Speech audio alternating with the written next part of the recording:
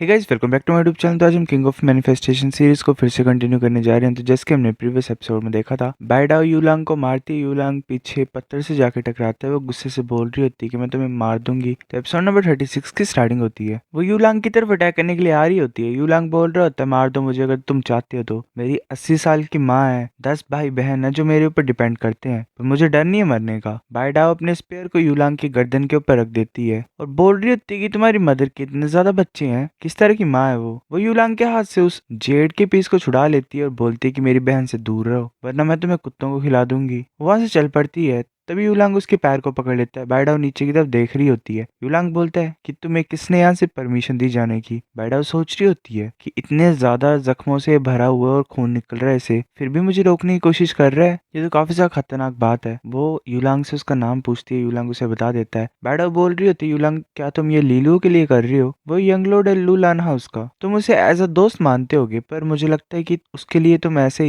इंसान हो जिसे वो जब मर्जी यूज कर सके और फिर ऐसे फेंक दे। युलांग खांसता और बोलता है कि तुम्हें कुछ भी नहीं पता है। पास्ट में मेरे पेरेंट्स ने जो भी सेविंग्स थी वो लगा दी और मुझे साउथ विंड एकेडमी में भेज दिया। मुझे तब कुछ भी चीज नहीं पता थी। मेरे को रेजोनेंस आर्ट्स के बारे में भी नहीं पता था जो टीचर्स सिखा रहे थे। लीलू ने मुझे सब कुछ सिखाया। मेरी पहले रेजोनेंस आर्ट उसने मेरे को करेज दी ताकि मैं अच्छा करता रहूं स्कूल में। हमें फिर दोबारा लीलू दिखाई देता है। वो फाइट कर रहा होता है ड्यूस बाइजवान से। लीलू कंटिन्यूअसली उसकी तरफ एरोस को शूट कर रहा होता है। सोच रहा होता है वो कि कुछ गलत है, ये ऐसे डिफेंस में क्यों, ये करना क्या चाहता है, ये अटैक क्यों नहीं कर रहा है। तभी ड्यूस हंसता है और अपने कुन राइजिंग को यूज करता है। जो एनर्जी होती है उसे खतरनाक तरीके से कवर कर रही होती है। लीलू उसकी तरफ एरो शूट कर देता है, पर वो कुछ ज्यादा ही फास्ट तरीके से मूव करता है और एरो को अवॉइड कर लेता है। लीलू सोच रहा होता है क्या मिस हो गया। तभी उसका जो हेलब्रेड होता है ड्यूस का, वो लीलू की तरफ आ रहा होता है। लीलू अपने दोनों डैगर्स को यूज करके उसे रोकने की कोशिश करता है, पर वो पीछे की तरफ ढकेल दिया जाता है। वो सोच रहा था इसकी स्पीड, स्ट्रेंथ और डिफेंस इंक्रीज हो गया दोबारा। ड्यूस फिर जल्दी से मूव कर रहा होता है लीलू की तरफ और लीलू को मारता है। लीलू पेड़ को तोड़ के पीछे जाके टकराता है। ड्यूस बोल रहा होता है कि लीलू तुम्हारी जो ट्रिक्स है वो खत्म हो गई, अब टाइम है खत्म करने का सब कुछ। जो मेरा रेजोनेंस ग्रेड है वो तुमसे ज्यादा है, रेजोनेंट पावर भी ज्यादा है, तुम कैसे मेरे से फाइट करोगे। लीलू बोल रहा होता है कि तुम क्या सोच रहे हो, तुम कूल हो, बड़ी बड़ी बातें करते हो तुम, शायद तुम्हें ऐसा लग रहा है कि तुम हीरो हो, तो जो भी टाइम तुम मेरे लिए लाए हो मैंने ऑलमोस्ट तुम्हारे कॉफिन को तैयार कर दिया यहाँ पे। ड्यूस बोलता है कि अब तुम फिर से स्ट्रॉन्ग बनने की कोशिश कर रहे हो। वो अपने हेलब्रेड से लीलू की तरफ अटैक करने लगा होता है। तभी लीलू वो अपनी वुड मैनिफेस्टेशन को यूज करता है। वो ऐसे वेन्स बना देता है और ड्यूस के हेलब्रेड को रोक देता है। लीलू हंस रहा होता है। ड्यूस बोलता है कि वुड रेजोनेंस, कौन इस बैटल में इंटरफेयर कर रहा है। लीलू बोलता है कि मेरे और तुम्हारे अलावा कौन है यहाँ पे। ड्यूस बोलता है क्या तुम मुझे बोल रहे हो कि तुम वुड रेजोनेंस को भी यूज कर सकते हो, तुम तो वाटर रेजोनेंस यूजर हो बेवकूफ। लीलू बोलता है तुमने मेरे से पूछा नहीं कि मैं तुमसे कैसे फाइट करूंगा, चलो मैं तुम्हें कुछ कूल सी चीज दिखाता हूँ। मैं legendary double resonant palace cultivator हूँ। ये सुन के सभी हैरान हो के बोल रहे होते डबल रेजोनेंस, ये तो कितनी ज्यादा रेयर चीज है,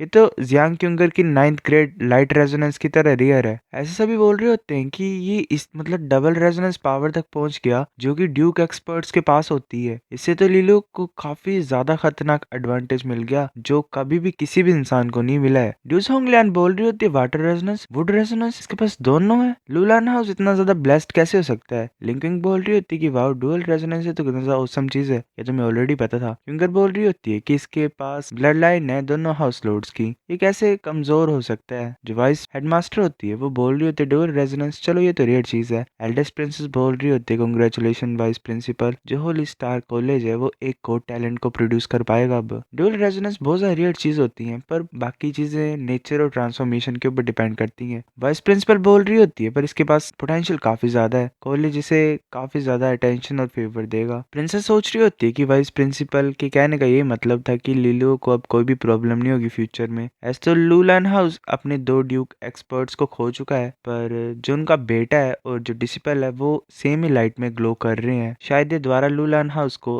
राख से ऊपर उठा सकते हैं। जो इसकी पहली ग्लोरी थी, जिस हिसाब से पहले था लूलान हाउस, वैसा हो जाएगा द्वारा इन दोनों के हाथों। हमें द्वारा बैटलफील्ड का सीन दिखाया था। ड्यूस सोच रहा था डुअल रेजोनेंस, अगर मैं लीलू को यहाँ पे खत्म कर दूंगा तो सब सोचेंगे कि जनरेशन द्वारा से स्टार्ट होती है। मैं यंग लॉर्ड हूँ ड्यूस हाउस का और मैं क्रश कर सकता हूँ लूलान हाउस के यंग लॉर्ड को। वैसे अपनी एनर्जी को द्वारा रिलीज करता है, जल्दी से लीलू की तरफ अटैक करने के लिए आ रहा होता है। लीलू टाइगर जनरल रेजोनेंस आर्ट को यूज करता है। लीलू उसकी तरफ अपनी सारी वेन्स को भेज देता है। ड्यूस कट कर रहा होता है उन्हें और बोल रहा होता है कि तुम इन बेकार सी चीजों से मेरे को बांधने की कोशिश कर रहे हो, सपना देख सकते हो तुम। लीलू सोच रहा होता है जो 4th ग्रेड अर्थ रेजोनेंस है वो हाँ मुश्किल है, ये इतनी आसानी से ड्यूस बाइजवान को प्रॉब्लम नहीं कोज कर सकती है, पर ये तो सिर्फ स्टार्टिंग ही है। लिलू अपनी वेन को एनर्जी से कवर कर लेता है। ड्यूस सोच रहा होता है कि ये वेन इतनी ज्यादा स्ट्रॉन्ग कैसे बन गई और हैवी कैसे बन गई। क्या ये टाइगर जनरल रेजोनेंस आर्ट है और हैवी वाटर आर्ट है? लिलू एक वेन से ड्यूस की तरफ अटैक कर देता है। ड्यूस के हाथ पे निशान पड़ जाता है। लिलू फिर बाकी सभी वेन्स को भेज देता है ड्यूस की तरफ और ड्यूस को पीट रहा होता है। लिलू सोच रहा होता है कि इन अटैक्स के अंडर वो कुछ भी नहीं कर पाएगा। ये एरोज भी ज्यादा डैमेज नहीं दे पाएंगे उसे, पर जो बेइज्जती होगी उसकी वो कुछ ज्यादा ही होगी। वो ऐसे एरोज बना लेता है और शूट कर देता है। वो सोच रहा होता है कि ये काफी होगा इसको तंग करने के लिए। मैं तुम बार बार हैवी वाटर आर्ट और वेन से मारूंगा। मैं देखना चाहता हूँ कि तुम कितने ज्यादा लंबे टाइम तक टिक पाओगे। ऐसे ड्यूस बाजवान हमें दिखाई देता है उसकी पूरी बॉडी में वो एरोज लगे होते हैं। वो बोल रहा होता है, लीलू कहाँ छुपे हुए तुम चूहे की तरह? अगर तुम्हारे अंदर हिम्मत है तो मैन टू मैन फाइट करो मेरे साथ। वो सोच रहा होता है मेरी रेजोनेंस पावर को ज्यादा जल्दी कम हो रही है और लीलू मेरे को ऐसे तंग किए जा रहा है। मैं बहुत ज्यादा बुरी सिचुएशन में हूँ। फिर लीलू अपनी वेन को द्वारा भेजता है और ड्यूस को बांध देता है उसके हाथ और पैरों को। ड्यूस बोल रहा होता है कि छुपो मत, अगर तुम्हारे अंदर हिम्मत है डरपोको जैसी हरकतें मत करो। लीलू उसके मुंह के अंदर वेन डाल देता है। पहली चीज सेंसर कर दी है। लीलू बोलता है कि मैं आ गया हूँ, अगर करनी है फेयर फाइट तो आ जाओ। अब ड्यूस कुछ बोल नहीं पा रहा होता है। लीलू बोलता है बुरी बात है, जो पहला मैच था यंग लॉर्ड्स के बीच में ड्यूस हाउस के और लुलान हाउस के, वो इतना ज्यादा बेकार होगा। कितना ज्यादा डरपोक हो ड्यूस बाइजवान, तुम आ ही नहीं रहे हो सामने मेरे। ड्यूस ऐसे चिल्लाने की कोशिश कर रहा होता है पर वही बेहोश हो जाता है। लीलू सोच रहा होता है फाइनली ओवर हो गया है। अगर ड्यूस थोड़ी और भी देर रुका होता, टिका होता, तो मैं गिर जाता इसकी जगह। फिर लीलू भी ऐसे बैठ जाता थक के। तभी शन वहां पे पहुंच जाता और बोल रहा होता है, लीलू मैंने ये नहीं सोचा था कि तुम अपने डुअल रेजोनेंस को छुपा के रख रही हो। मैंने तुम्हें अंडर एस्टिमेट कर दिया। लीलू बोल रहा होता है कि कोई भी जिंदगी में इस दुनिया में टिक नहीं पाएगा अगर उनके पास कोई ट्रम्प कार्ड्स ना हो। नेक्स्ट मैं ये गैस कर सकता हूँ कि अब मेरी टर्न है। वैसे बोलता है कि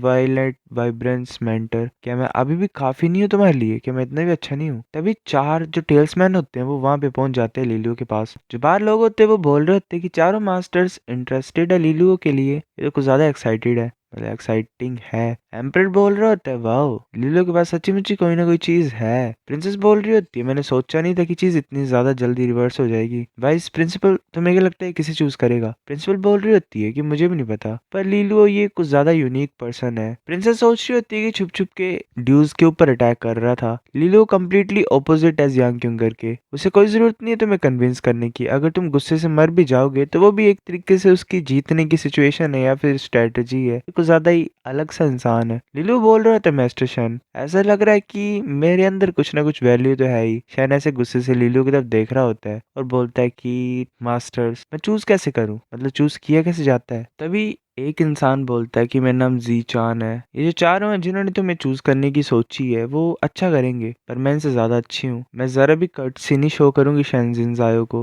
मतलब जरा भी फर्क नहीं पड़ता इससे शेंजिन जायो से। लिलो बोल रहा होता है क्या इसका मतलब आपका कोई ग्रज है, मतलब आप हेट करते शेंजिन जायो को? वो बोल रही होती है कि मैं तुम्हें देख रही थी उससे पहले जब तुमने डुअल रेजोनेंस को रिवील किया, पर अगर मैं तुम्हें सच सच बोलूं तो तुम ड्यूस बाइजवान से हार जाते, और अगर हार जाते तो मैं तुम्हें चूज नहीं करती। शेंजिन जाओ की वजह से नहीं, पर तुम अनक्वालिफाइड हो जाते। लिलो सोच रहा होता है और बोलता है शुक्रिया मुझे इतना ज्यादा वैल्यू देने के लिए। बाकी सभी जो होते हैं टेल्समैन वो गायब हो जाते हैं। लिलो उस इंसान को चूज कर लेता है। वो बोल रहा था स्टूडेंट लिलो अपने मेंटर को ग्रीट करता है। जीचान बोलती है कि शेंजिन जाओ तुम जा सकते हो अगर तुम्हें कुछ भी नहीं है करने के लिए। शैन वहां से चला जाता है ड्यूस बाइजवान को उठा के। लिलो को वो टेल्समैन मिल जाता है। वो सोच रहा था जीचान अब मेरे पास वायलेट वाइब्रेंस मेंटर है जो मेरी हेल्प करेगा, तो मेरे को एक तरीके से अच्छे से ट्रीट करना पड़ेगा इन्हें फ्यूचर में। मैं ये सोच रहा हूँ कि क्युंगर के लिए और यूलांग जाओका और बाकियों के लिए चीजें कैसे चली होंगी। हमें चिंगर दिखाई देती है, वो काफी ज्यादा थक गई होती है। उसका ओपोनेंट बोल रहा होता है कि ऐसा लग रहा है कि तुम लिमिट्स में हो,